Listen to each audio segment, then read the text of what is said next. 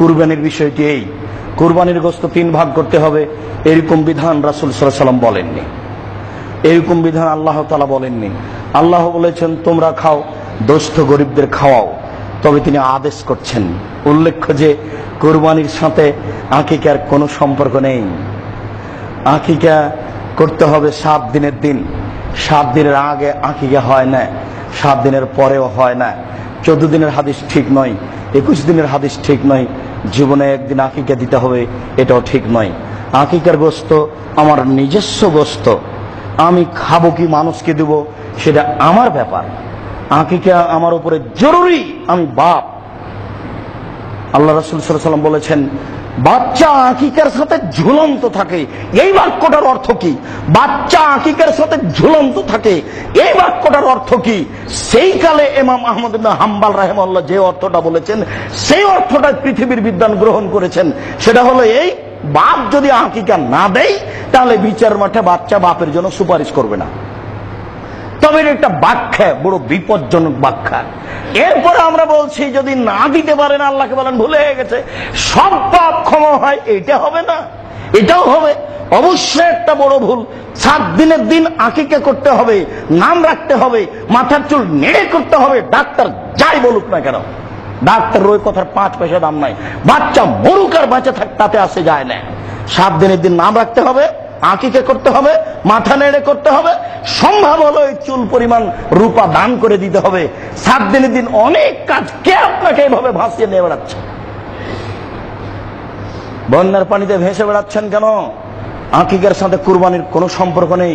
কুরবানির গোশত আপনি মানুষকে দিতে বাধ্য।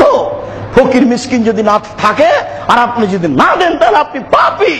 ফকির মিসকিন যদি থাকে, পাড়া প্রতিবেশী যদি থাকে, আপনি যদি না দেন তাহলে আপনি পাপী। আল্লাহ আপনাকে আদেশ করছে, আপনাকে দিতে হবে। ফকির মিসকিনকে দাও, নিজে খাও।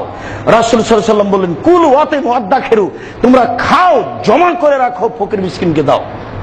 আপনি জমা করে রাখেন, 6 মাস রাখেন, তাতে আসে যায় না।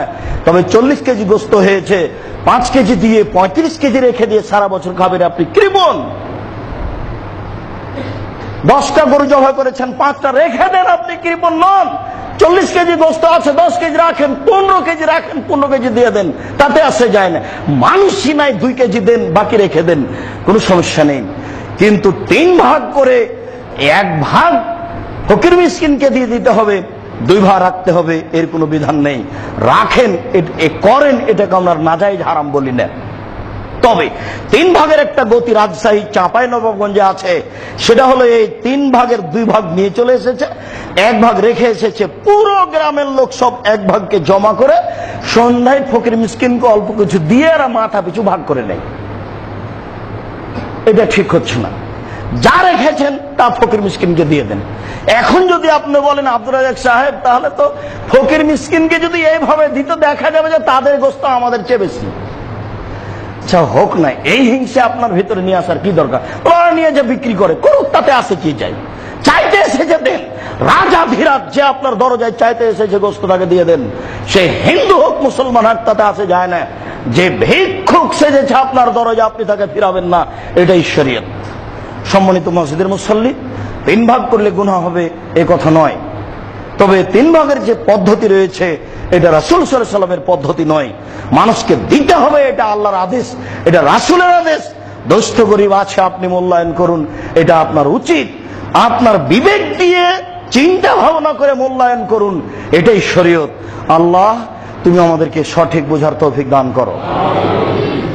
আল্লাহ আমরা যেন তোমাকে সন্তুষ্ট করার জন্য